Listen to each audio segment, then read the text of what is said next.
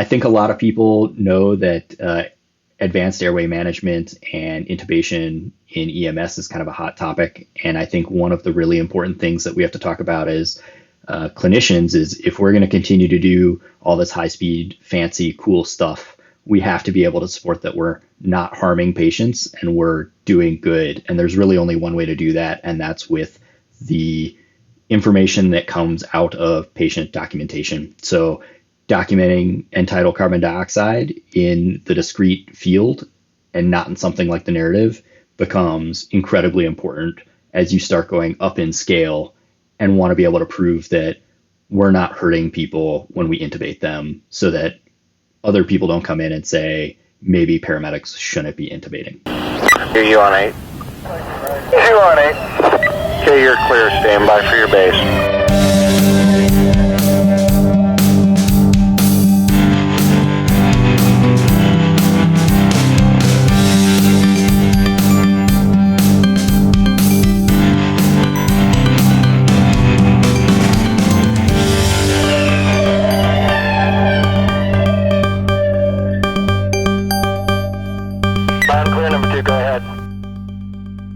Welcome to EMS Cast, where we provide high-level education for you, the providers on the streets.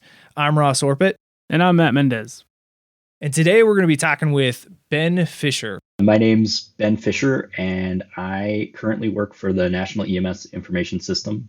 And I was a Denver paramedic for about 8 years. And then I have a master's in public administration and a graduate certificate in applied statistics. And this is going to be the most highly rated episode of EMS Cast you guys have ever had. Ross, today we're kind of talking about the future and the future of EMS. And I think the way to frame this conversation is this is a key component of the recognition that paramedics are closer to advanced practice providers than they are to truck drivers. In other words, this is a Department of Health job and not a Department of Transportation job. Yeah, I think paramedicine and pre-hospital medicine is moving forward, and I think there's a big push in advocacy for us to become professionals and not just technicians. And I think what we're going to talk about today is a big step forward in how we accomplish that. And this is something that's been around for a while, but I never knew existed when I was working, and I'm sure a lot of our listeners don't know it existed. But we're going to be talking about what happens to that patient care report after you hit submit. All right, welcome, Ben. It sounds like your job is the bridge between what happens practically on the streets and how do we make sense of this scientifically and from a data standpoint. And I think the temptation would be to just assume that you are a documentation Nazi, but it sounds like that's unfair and your job is a little more complex than that. So why don't you talk about how this isn't just about documentation? Yeah, so I appreciate that. I am a paramedic, so I am incredibly sympathetic to some of those concerns. I think in particular this is not about documentation or the sort of documentation medical legal aspects. That's kind of another topic for another day.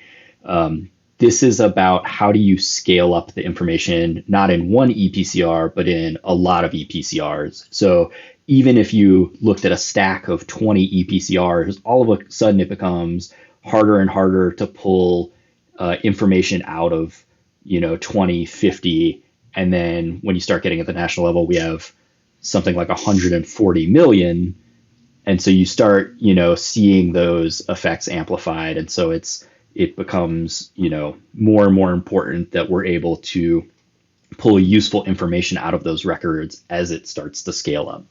So what is NEMSIS and how does that kind of help us do what you're talking about? Yeah, so the National EMS Information System is kind of where all ePCRs go at the end of the road. So I think actually a really important thing to discuss is a lot of paramedics and EMTs probably don't know what happens to an ePCR after they click submit.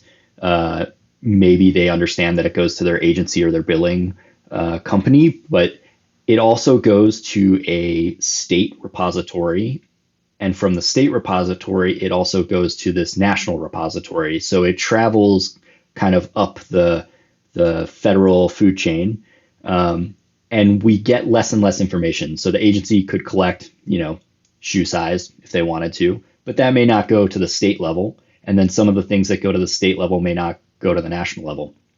But the national level is funded by NHTSA's Office of EMS, and it's the National EMS Information System can use all of this data to drive big EMS policy at the federal level, and then also conduct research. And I know research seems kind of like an abstract thing to the field provider at 2:00 in the morning in a McDonald's parking lot when they're down 10 trips, but that's also how we drive change in EMS. And so if you're happy, you don't have to put a C-collar backboard on the low mech MVC that got rear-ended in that same McDonald's drive-through at 2 miles an hour.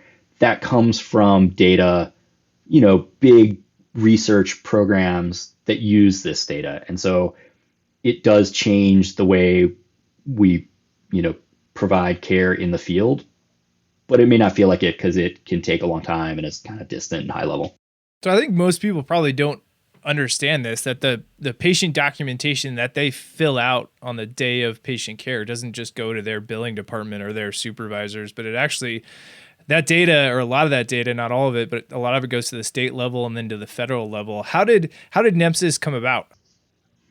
Yeah, so right after the September 11th, 2001, there were some preliminary programs to kind of create this uniform data set. And that really materialized with some of the funding and some of the discussions that happened after September 11th.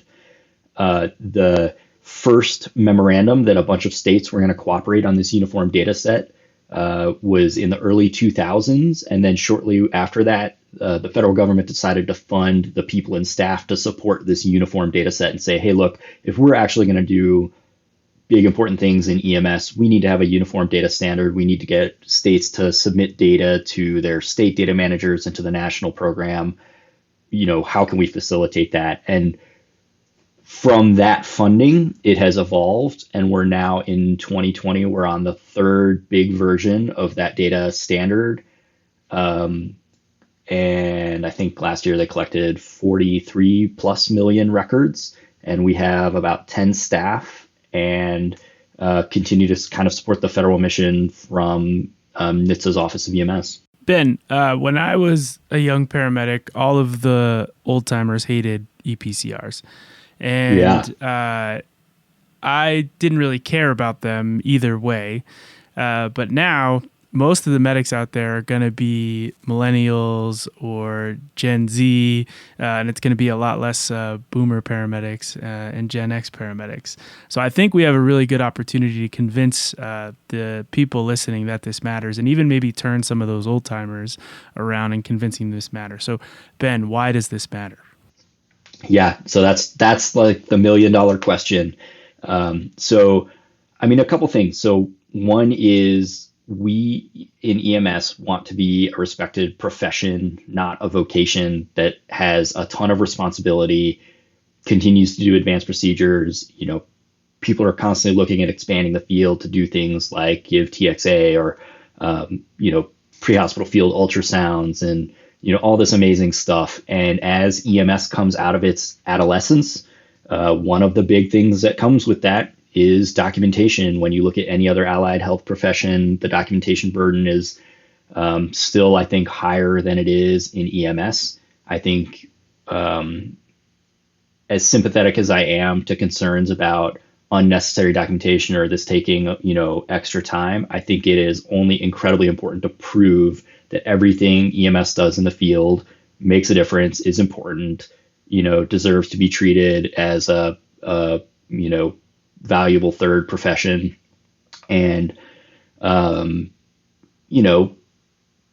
think you can no longer just say your exceptional clinical care is in the narrative. So if this is, that important on the back end, I guess, how should we start viewing our own responsibilities with regards to creating this chart?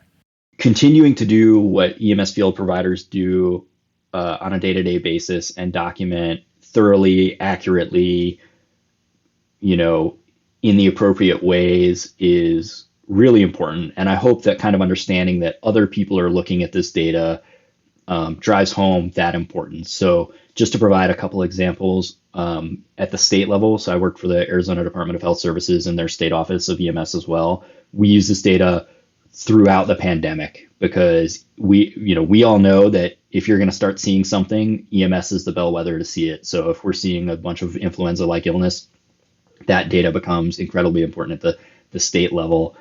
And we're working on some reports right now that are going to go to congressional testimony and then the Office of National Drug Control Policy in the White House for opioid overdose. Hopefully understanding that when you're sitting in the McDonald's parking lot at 2:00 in the morning, down 10 trips, and you really don't want to be documenting anymore, other eyes are going to be on your trip. What you do matters. You're driving, local, state, and federal policy with your ePCR. And I know that seems abstract and distant and kind of high level, but I hope me kind of highlighting that helps you understand that what you do matters and you should take the time to get it right, do it well, do it thoroughly, and do it accurately. Yeah, Ben, it sounds like you are advocating for health professional level documentation, not Department of Transportation level of documentation. And I can really empathize with that. But what I want to ask you next is there are two players in this that probably have the biggest influence. There's the medic running the trip, and then there's the supervisor level, leadership level of a department. What's one thing the medic running the trip can do on their next shift to contribute to this extremely important database and national research movement? Oh man, that's a good question. Is it to fill out the non-narrative sections as accurate as possible? Is it to always transmit the life pack? Is there something on your end you're seeing that's just a quick, easy fix that we can tell people to do? Quick and easy, I don't know. I mean, I think using the individual drop downs and understanding them is huge. I think my ask maybe is less of one thing they can do to the ePCR and maybe more of a understand why they're doing it so that when it hurts really bad and you don't want to be doing it, you understand why your supervisor says you've got to put this in the appropriate drop down, so that when your supervisor comes to you and says, hey, I need you to write an addendum to this trip because you forgot to, use the correct drop down, why. I think that why will hopefully make it a little bit easier on both ends for the field provider and the supervisor who's having to ask. I've been in that role. It's not always fun. And one huge example of that is C-collar data. So it sounds like what you're alluding to is that people taking the time to contribute to accurate data, the biggest downstream effect of that is that we don't have to C-collar someone who sneezed during a car accident. That highlights one really good example of where research has definitively changed practice for spinal motion restriction. And I think being able to see how your practice has changed from being able to document well is super important. And you can find that research. I think some other examples are, end-tidal CO2, stroke alerts. What would you say about the supervisor or maybe departmental level? Is there something out there that you think people aren't doing that they could be doing? Is it transmitting a life pack so that it auto-populates these ePCRs? Is it educational pushes on what the research drives are coming from NEMSIS? Is there anything you think that could really have an impact immediately on these crews and these agencies? Yes.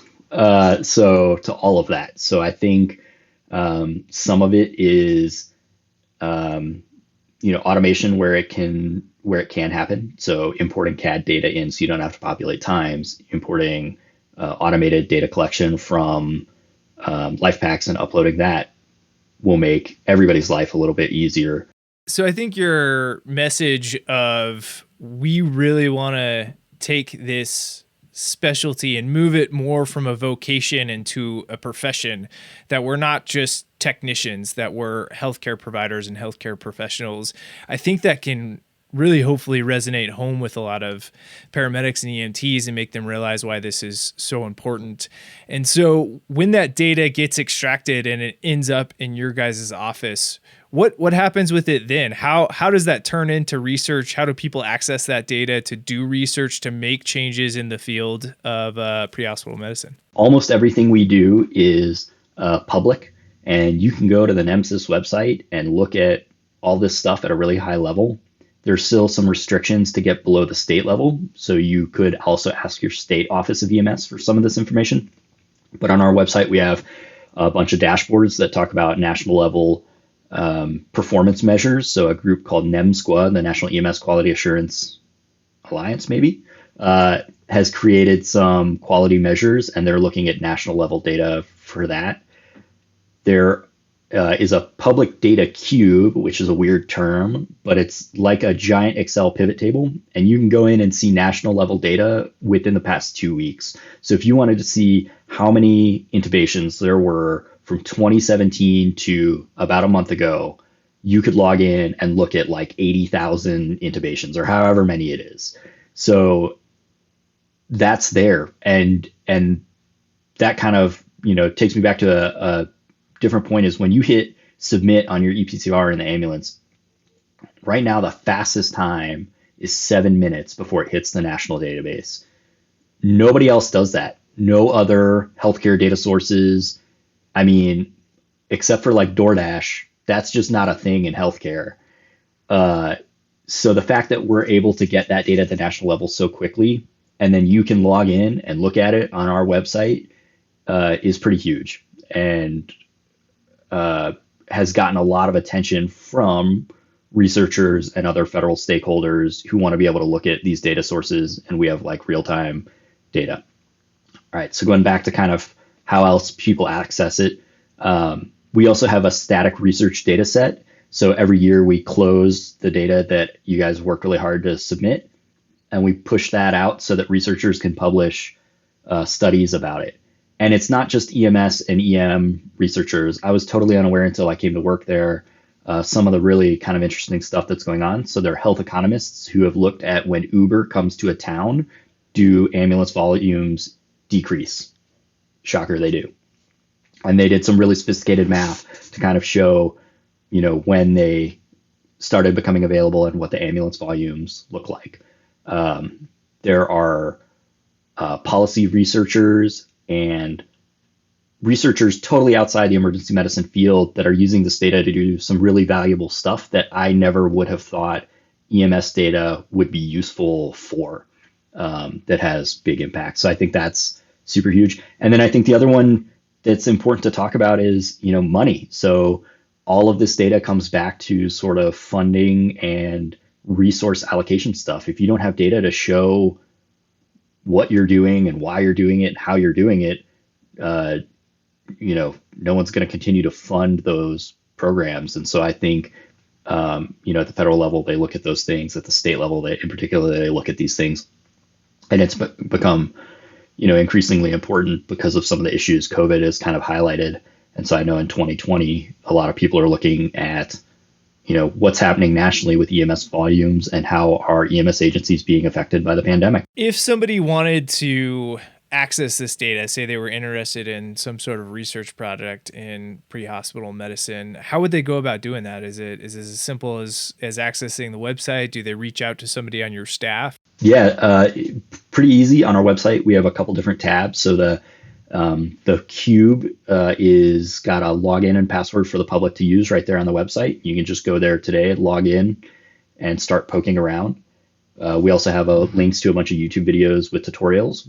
And then for the static research set, there's an online form that you fill out that gets routed to us, and we're turning them around in about 2 weeks. I kind of caution people, it's a lot of data. It's 135 gigabytes, and it's 44 million EMS activations. So that includes cancellations and other stuff.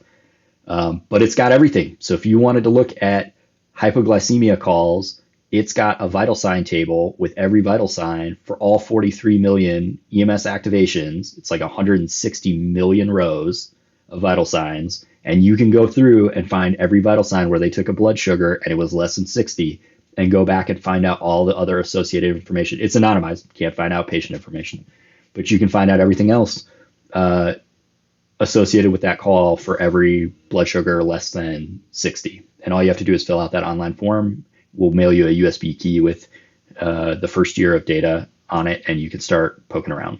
That's pretty amazing.